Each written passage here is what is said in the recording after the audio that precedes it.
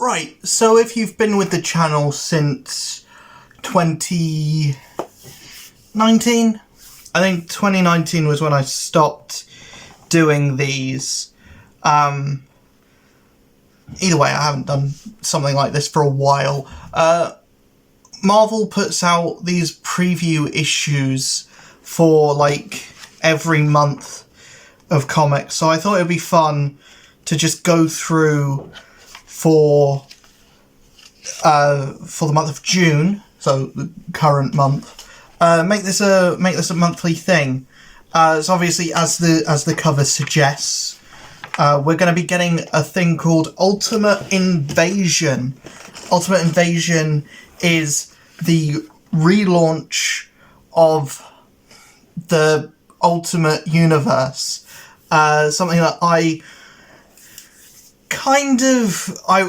it was before my time, really. The early 2000s era kind of rebrand for the Marvel Universe, kind of recontextualizing these characters in a more modern landscape, or in a more modern landscape to the early 2000s, to the point where I think George Bush actually shakes hands with Captain America, or like introduces Captain America in like one of the first issues of Ultimates, which was their kind of like rebranded Avengers, or like the Ultimate Avengers team. Some holdovers like Miles and the Maker, and I think Ultimate Wolverine was in the Marvel Universe for a little bit. But yeah, we have Ultimate Invasion, 1 of 4, Brian Hitch drawing this. I might give this a go. I don't know. Obviously, a lot of people are probably going to be interested in it, but as for me, the Ultimate Universe was before my time, but I did really like Secret Wars, and I did really like the leading up to Secret Wars, and the Ultimate Universe's play in that book. So I'm gonna kind of check it out. It's only 4 issues. I don't know if it's going to spin off into anything outside of that. I hope it does. I'd like to see more people or more Ultimate stuff, because it's something that's been led to, or it's something that's been kind of teased in books like Venom and stuff for a while. We've had the Maker and his machinations for a little while. We then have the Incredible Hulk, a new #1 for Hulk. I was middling on the last run. I didn't like Immortal Hulk as much as other people did. A lot of other people were like, this is the second coming of Jesus Christ. This is an amazing book. I thought it was okay. What I read of it, I thought was okay. This is definitely going to be a book that I get onto, because it's Philip Kennedy Johnson, who I've heard only good things about. Nick Klein, who I find him hit and miss. I like the way that he draws Hulk in that cover. I really like that cover. So it'll be interesting to see how he does with like a full on book for Hulk, because he was on Thor for the longest time, and I thought Thor was a stellar book for like the first couple of arcs, but then but it was always Nick Klein's artwork that kind of made me kind of question it a bit. And the same with Deadpool. I thought his Deadpool was only okay, but I think Hulk is a really good fit for him.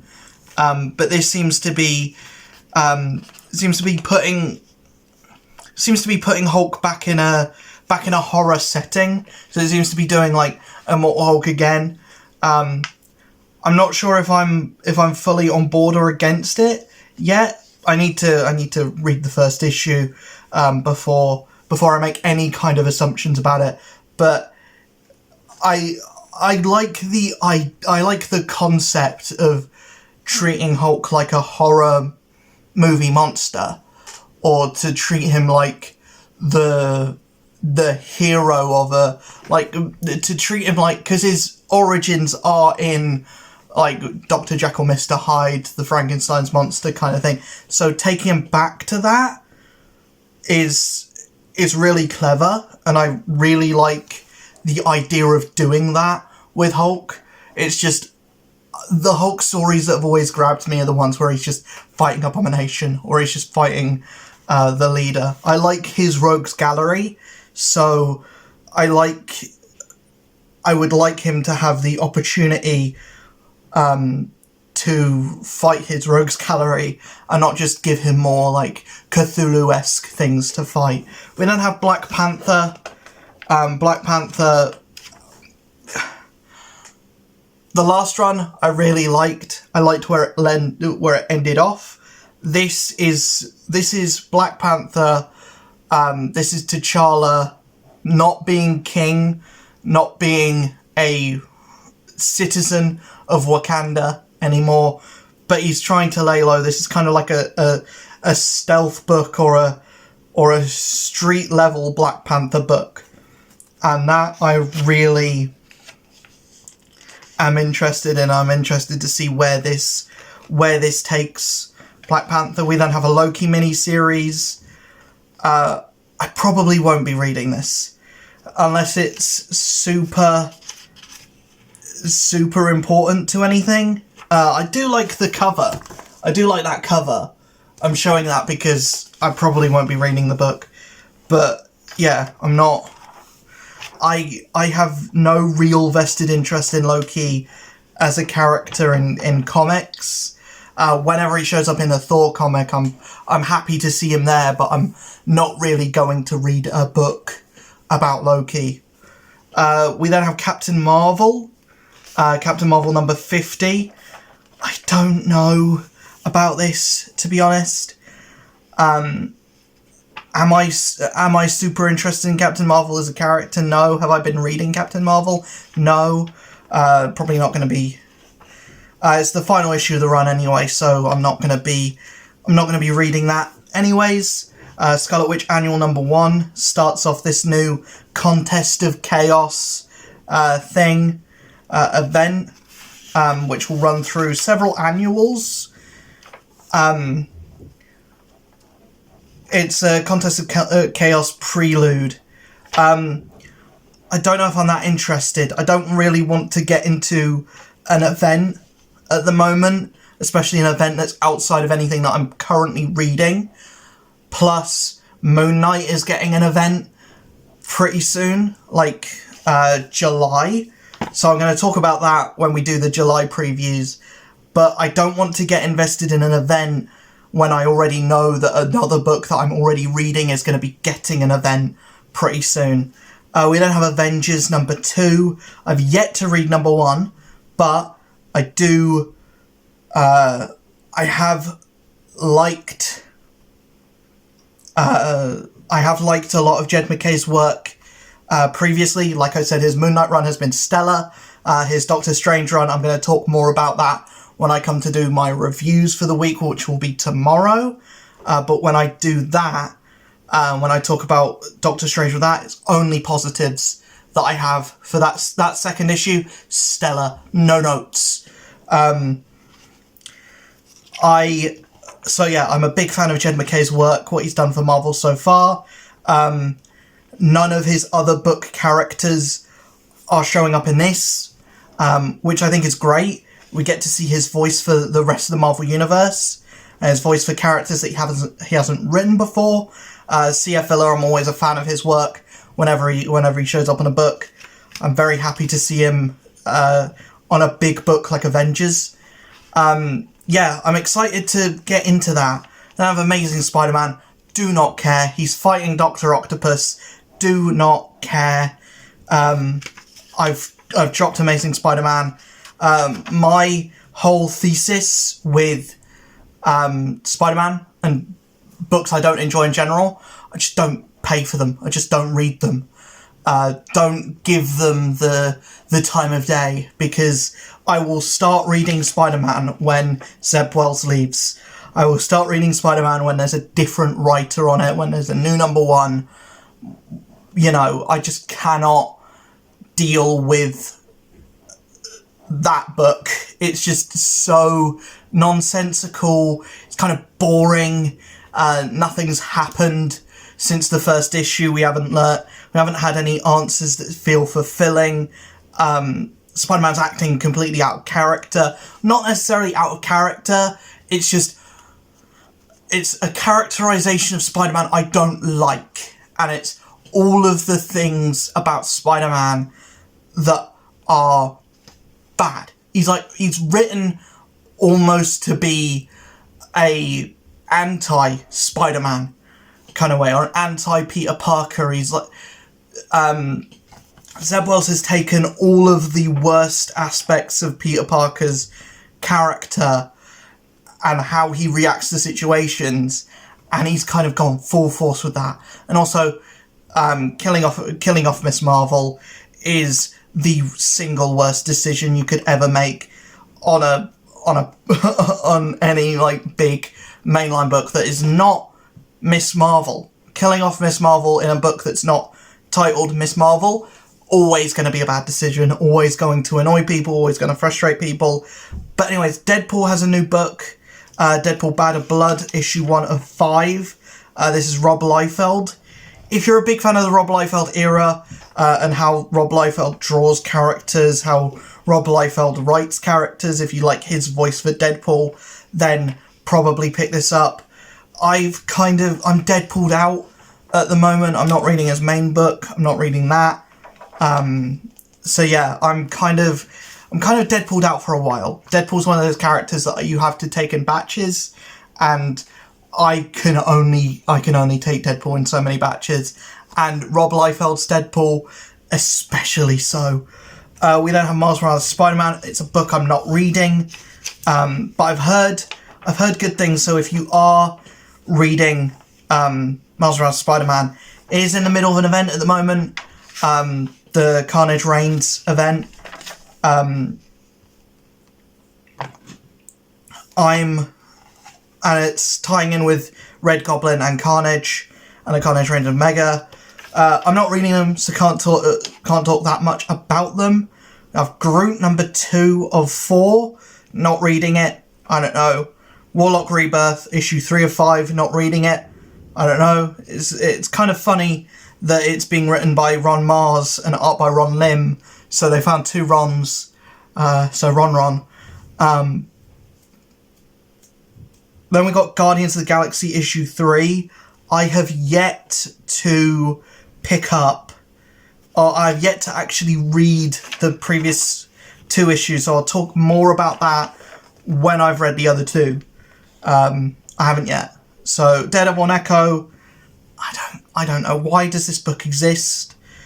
I know the Echo show's coming out, but just give like Echo a one-shot when the show comes out. Don't do this whole mini-series with Daredevil as well, because, you know, and Echo in this is completely divorced from the Echo that's in the TV series. Like, it basically is a completely different character. Danny Ketch Ghost Rider, I'm not reading it, but I could. I'm trying to figure out if I should read it or not. Because I'm enjoying the main Ghost Rider book. So I don't know. Venom, I'm not caught up with this. I'm not caught up with it yet. And I want to get caught up with it because I know it's doing really interesting things with Venom, and Al Ewing is a masterclass comic book writer. Even though I said I didn't like his Immortal Hulk, I didn't dislike it. I think what he's doing with Venom is more interesting, but it is very convoluted, and it is very like something's happening here, but it's happening here and happening here, and then like there's a lot of story and a lot of like content being packed into all of the pages. So for like bang for your buck story-wise. The amount of actual story that Al Ewing is putting into Venom is, it feels like it's from a different era. It feels like it's from an 80s or 90s era of comics. It's completely different from completely different from what was happening in Donny Cates' run on Venom. Silk issue 205, not reading it.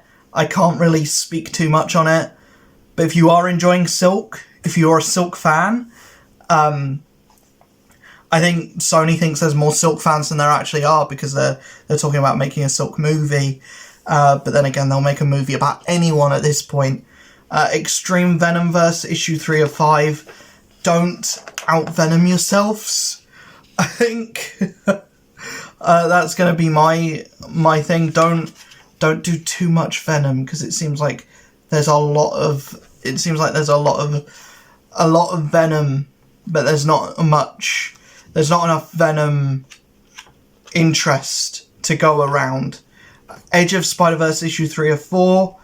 I don't know anything about this. Spider-Man issue 9. It looks like he's fighting the Electro. It's a different book as to Amazing Spider-Man. It's a good thing that there's 2 books out there, because I think Marvel knows that the other book, no one's interested. No, people are interested, but I think people are interested for the wrong reasons. So have another Spider-Man book that can kind of be a palate cleanser, or can be for the people that really don't like what's going on in the other book. Spider-Man India, issue 1 of 4. I'm glad there is a Spider-Man that is for people from India, or for like Indian people, or just a cool character in general. Not something that I will be reading, not something that I necessarily think will be for me. But yeah, Cult of Carnage Misery, issue 2 of 5. I don't know. I think there's too much carnage. Son of Origins of Marvel Comics, Marvel Tales issue 1. That's just a lot of reprinted Stanley and Stevie Ditko stuff, if you're interested in that kind of thing. Venom Lethal Protector 2, issues 4 of 5. Looks like he's fighting Doom on the cover. I don't know. I don't know about all these Venom minis. Marvel Voices Pride, issue 1, if you're interested in that kind of thing. I don't really do the one-shots. They're not really for me, necessarily. But if that's something you're into, then, you know, I'm glad that it's something that Marvel has. You know. Spider-Gwen Shadow Clones, not for me. Hallows Eve issue 4 of 5, again, not for me. I'm not reading any of the X-Men stuff. So all of this X-Men stuff, I will have nothing to talk about for these. But we've got X-Men Before the Fall, Heralds of Apocalypse #1. X-Men Before the Fall, Mutant First Strike issue 1. Storm issue 2 of 5. Bishop Warcolish issue 5 of 5. Betsy Braddock Captain Britain issue 5. Immortal X-Men issue 12. The covers for these, Mark Brooks. If Mark Brooks could be on covers for a book that I'm actually reading, then that would be amazing. X-23 Deadly Regenesis issue 4 of 5. New Mutants Lethal Legion issue 4 of 5. X-Men Red issue 12. Rogue and Gambit #4 of 5. The Excellent issue 4 of 5. Wolverine issue 34. This is interesting, actually. I'm not reading it, but it is Benjamin Percy. So people that have been reading it, you know, people are saying that it's great, and it's, you know, it's Wolverine versus Beast. Beast is evil for some reason, and apparently the same thing is going on in the X-Force, where it's just a load of a load of X-Men characters trying to beat up Beast. Yeah, I've heard nothing but good things about the Wolverine book. X-Men issue 23, which is directly spinning out of the Iron Man book. We've got Invincible Iron Man issue 7. I've said everything that I've gushed about Invincible Iron Man enough. I think it's such a good book. And this cover, look at those arms on Tony.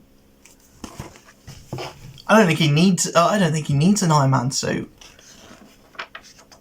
Captain America Sentinel of Liberty issue 13. I haven't been reading Captain America. I've heard nothing but good things. The team on Captain America is exactly the same as the team on Guardians. So if I find out if Guardians is any good, then that will probably lead to whether this is any good or not. But I've heard only good things.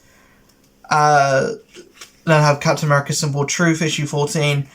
What's going on in both of the Captain America books is they're doing the Cold War thing, and I think they're both ending. And then I think it's just going to be Sam as Captain America to tie in with the movie. But I also think because Sam's going to be the one joining the Avengers, Steve is leading the Uncanny Avengers. So it's not necessarily like Steve will be gone. It's not going to be like the original Uncanny Avengers where Steve was like an old man. It's not going to be like that. Steve is still going to be around. He's still going to be doing stuff. But I think Sam's going to be the main Captain America, and then Steve is just going to be on Krakoa or, doing stuff with the Uncanny Avengers.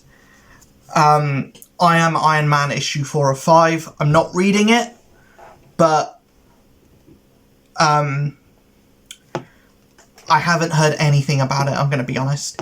Silver Surfer Ghostlight issue 5 of 5. Again, heard absolutely nothing about that book. Doctor Strange issue 4, like I said, Jed MacKay's run on Doctor Strange. No notes. No notes. I have nothing but praise for that. Avengers Beyond issue 4 of 5. The only thing I have to say about this, Greg Land should not be getting work. He's a creep. He is a major creep who uses porn and traces over like porn magazines to get. And when I heard, because if you look at some of the faces in that cover, if I tell you the guy who draws this traces over porn magazines to get his covers, you can see it. You can see it. But yeah, we now have Fantastic Four number 8. Ryan North, Ivan Fiorelli, covered by Alex Ross. I'm loving Fantastic Four, man. Issue 7, turns out it was actually issue 700. No notes. I get no notes. I have only good things to say about that book. Hellcat, number 4 of 5. Really enjoyed the first issue, yet to read the second yet. But yeah, if it continues the quality of that first issue, then again, no notes. She-Hulk issue 14. I haven't been reading it, but I've heard good things about it. It's not it's not an action-packed book. It's more of a slice of life thing with She-Hulk, and it's more like it's more like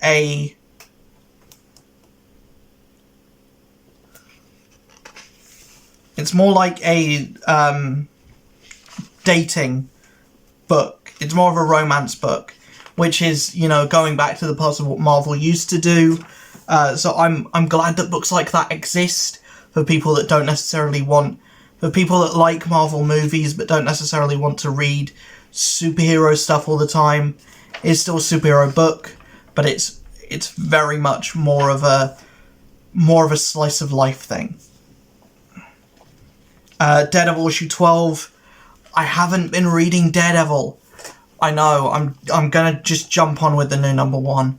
Apparently it's Saladin Ahmed doing the next run on Daredevil. I'm just gonna jump in on that. I've heard that this one has been really great, but I just haven't had the money, and I've had too many books to get.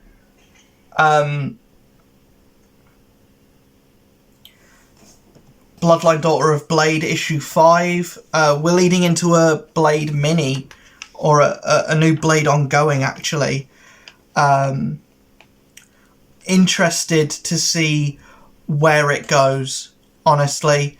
I think I'm going to give Blade a go. I haven't been reading this mini, but I think I'm going to give the new Blade series a go, because I like that character. I really like him in Midnight Suns. He's really cool in Midnight Suns. Clobbering Time issue 4. This is the Thing traveling around the Marvel Universe thing, or traveling around the Marvel Universe book. I like that books like that exist. It's not really for me though. Moon Knight issue 24, 100% up my street. I love it. No notes on Moon Knight, unless the last couple issues have gone downhill from when I stopped reading. I haven't got any notes at all.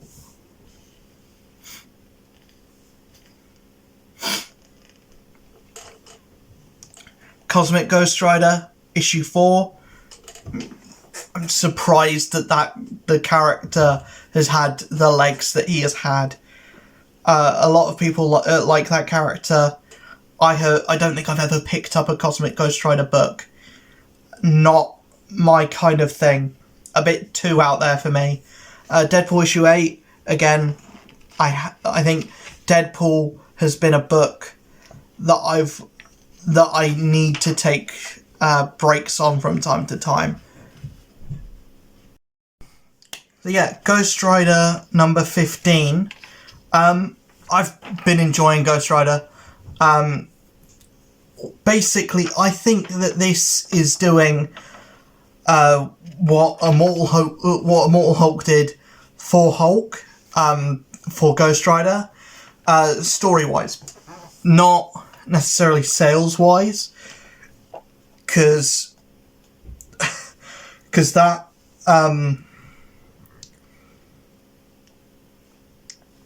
that Hulk book was like number 1 for sales for like a few weeks, and I don't understand why, really. I mean, I get that book kind of spoke to a lot of people and a lot of people really liked it, but I don't get why that Hulk book, of all books, got so much attention. But yeah, I think this Ghost Rider book is kind of doing the same thing for Ghost Rider. It seems to be making him more of a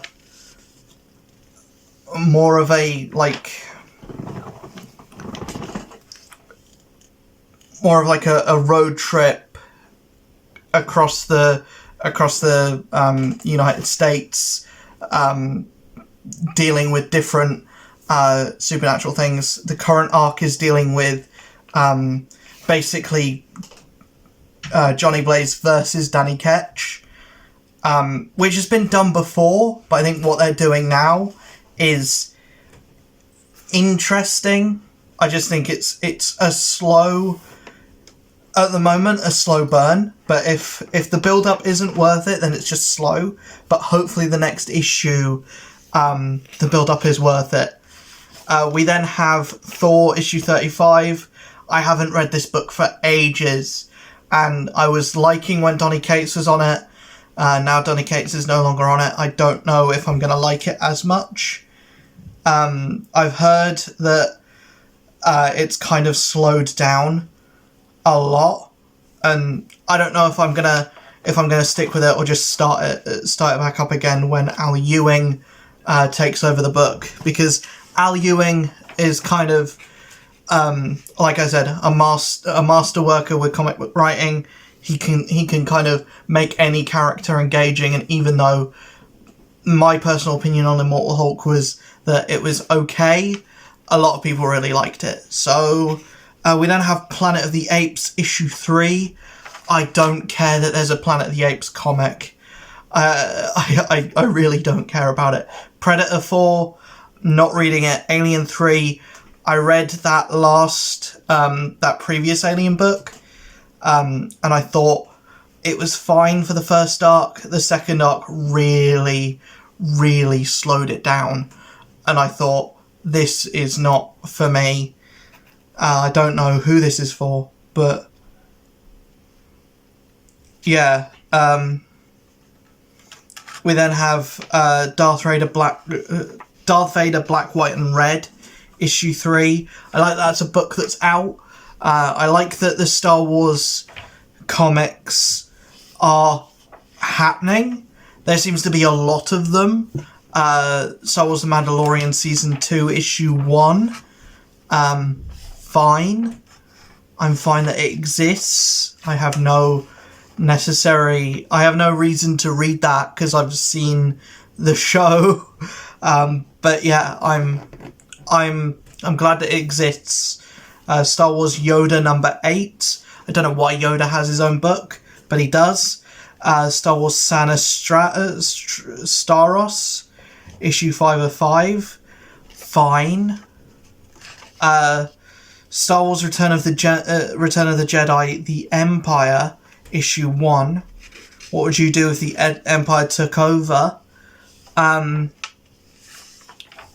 Fine. Star Wars Bounty Hunters, issue 35. That book still exists. That's impressive that book still exists. Star Wars Dr. Aphra, issue 33. I like that Dr. Aphra has actually gone on to become a really popular character. The fact that she hasn't made herself into the movies or gotten herself a Disney Plus series is really a waste.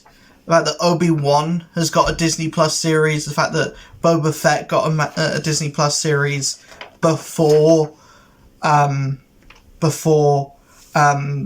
Aphra did, really...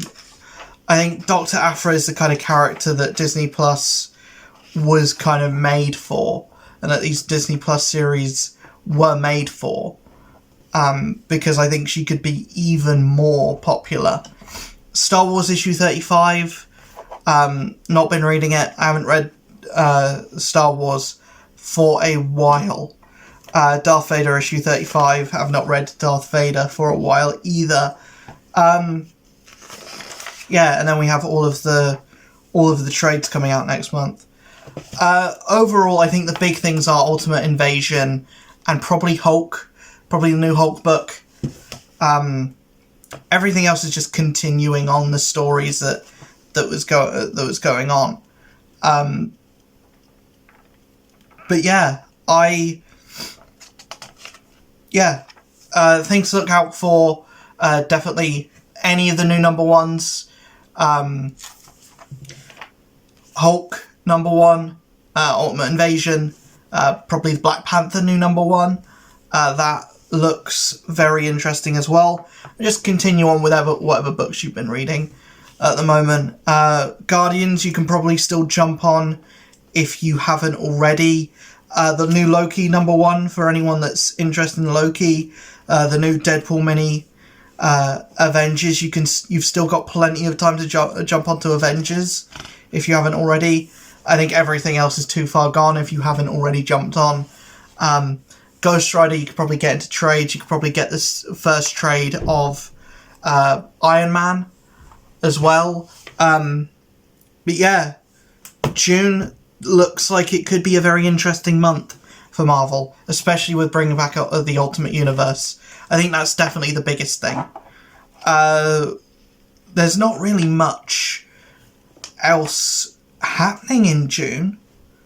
It seems like a pretty simple, straightforward month in terms of books that are actually coming out. No big events starting anytime soon. I think a lot of events are coming to a close. July seems like it'll be much bigger in terms of actual, like, big books happening next month. Or July. June just seems like kind of a breather month. But anyways, I will see you guys in the next video. Hopefully you enjoyed this one. The big long one today. These preview videos are going to be long. They just are. So, yeah. Grab your popcorn before watching this, I guess. He says at the end of the video. But yeah, let me know in the comments below what you thought of this video. If you'd like to see more videos like this, just a bit more casual, talking about books that are coming out, my opinions on the books that I've been reading, in a more casual, less scripted out, less thought about way, just reacting to stuff as it comes up in the book itself. It's like going through a shopping magazine, these preview books. It's like going through like an Argos catalogue, or like a, yeah, who remembers when the Argos catalogues were like this big? They used to be huge, and now they're like the size of a comic. But yeah, I will see you guys in the next video. Hope you enjoyed this one. Base.